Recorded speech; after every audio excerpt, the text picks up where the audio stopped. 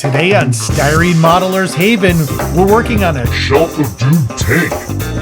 Wait a minute, you said tank. Those are missiles. What are you working on? Oh, that's interesting. A SAM carrier. Let's get into it.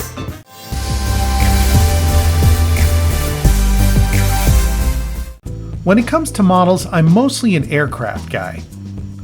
I do like armor subjects, but I've only built a handful of armor models over the years. I'm still intimidated by a lot of the differences in armor models, things like all the weathering, the wheels, the tracks, and some of the other details that go into that type of a model. Several years ago, I started this Trumpeter 1/35 scale Sam-6 carrier. I was plugging along with the build, but then for some reason just lost interest and it ended up on the Shelf of Doom. But in 2023 I decided I needed to clear off some of these Shelf of Doom builds and get them into my display case. And so what better than to take this Trumpeter that was pretty much built up and get it painted and weathered. Back when I started this model, I didn't yet have a YouTube channel, so I didn't do any recording of the assembly process. So I'm going to have to start you off at priming the model and getting it ready for paint. Using my tried and true process of using Talon Airbrush as a base primer coat just to check my work and see if there's anything I need to correct and to get a uniform color across all the different parts and pieces. You can watch a full detailed process of me priming the B-17 bomber I built using Talon Airbrush as the base primer coat. Since the plastic was already a light gray color, there were a few pieces of photo etch that I needed to even out the color, and the primer would help give a nice base coat for something for the next few colors to stick to. Using my fan spray attachment on my trusty Talon Airbrush, I was able to give a nice wide, thin coat of the gray primer.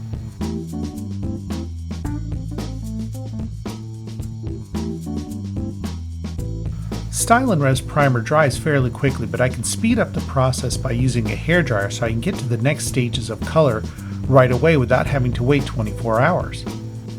I couldn't forget to prime all the other parts, including the missiles and all the smaller parts. Now it was time to give the entire model a black base coat.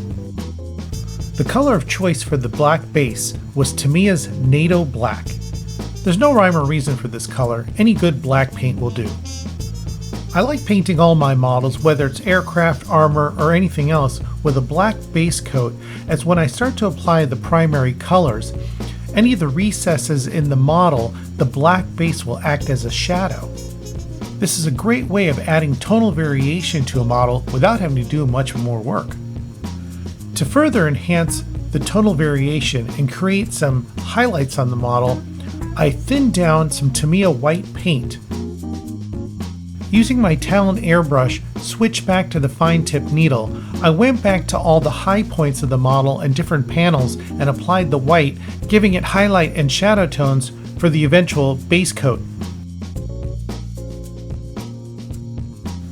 I repeated this process with all the other parts of the model, and later you'll see how this simple technique really brings out some of the details. Using my Camo vinyl cutter, I had some basic circle masks cut out for the wheels. With everything ready for the base coat, it was time to pick a color. Nope, not green. I'm doing an Egyptian tank from the 60s, so I'm going with a desert tan. To take advantage of all that black basing and highlighting with the black and white paint, I make sure to thin my base color upwards past 70% thinner to paint. This allows me to take my time and slowly build up the layer of color so I can see the highlights doing their thing underneath that color. It's always so satisfying to see all that hard work I put into all that pre-shading take effect with the base color. Taking my time, I build up that color on the hull,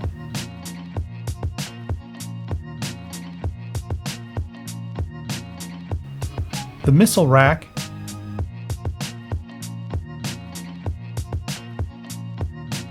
and all the other small parts.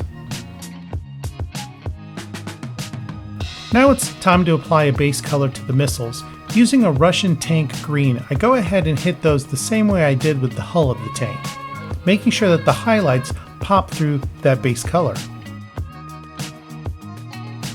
While my airbrush is still loaded with the same green that I used on the missiles, it's time to do the camo pattern on the tank itself. First I dial in my Talon Airbrush because I'm going to be freehanding this camo pattern.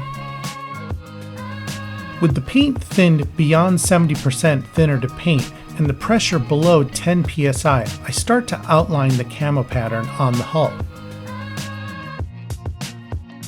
I have some reference material off camera that I'm using to make sure I get the camo pattern correct. Once I get some of that pattern outlined, then it's time to go back in and fill it in. And again, it's using the same procedure as building up a thin, slow layer so that it allows those highlights to show through.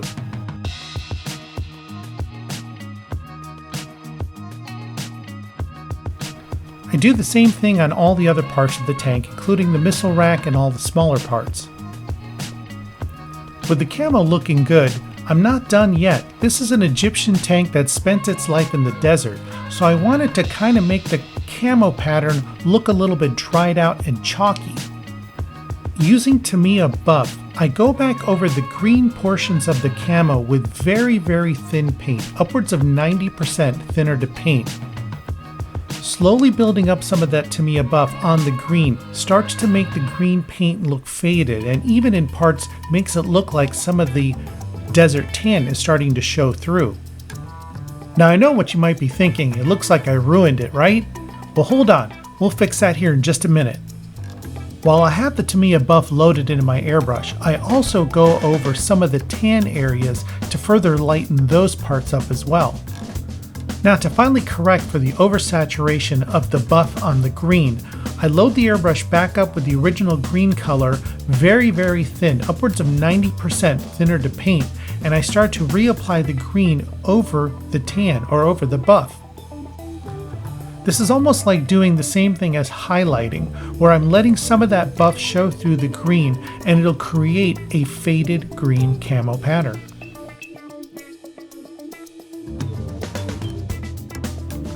Finally, to further enhance some of the shadows and some of the deeper recesses of the tank, I take Tamiya Smoke, thinned over 50%, and I start to apply that paint in all the different recesses and panel lines around the hull and other parts of the tank. Because Tamiya Smoke is a transparent paint, it builds up slowly and allows you to control how much saturation you have. This creates very subtle shadow effects without covering up too much of the base color.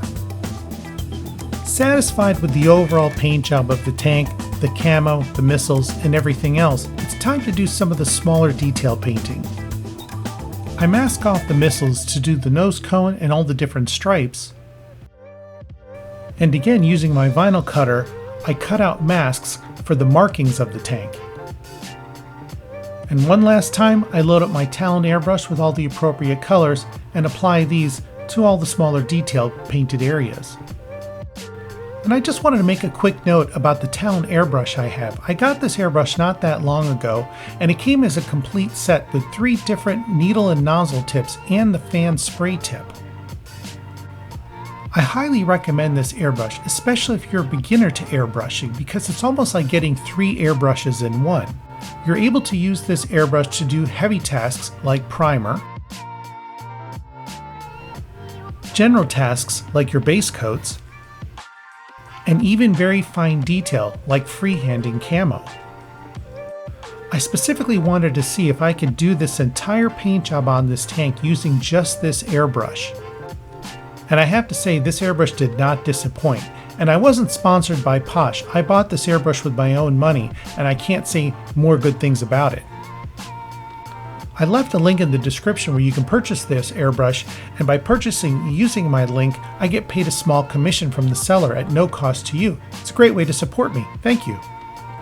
Check out my other video linked in the description where I go over how to choose your first airbrush and do a full shakedown of the Talon Airbrush and 3 others. With all the masked off areas painted, it's time to do something that is so satisfying, peeling away that mask and seeing the results of your hard work. With all the airbrushing out of the way for now, I attend to some of the smaller details by just using some acrylic paint and a fine point brush. And this is where I'm going to leave you off for part 1 of building the Egyptian Sam-6 carrier. Be sure to join me on the next video of this build where I deal with weathering this tank and getting the tracks on.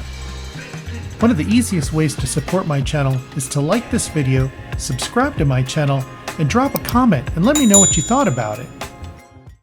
I've provided links in the description of all the products used in this video.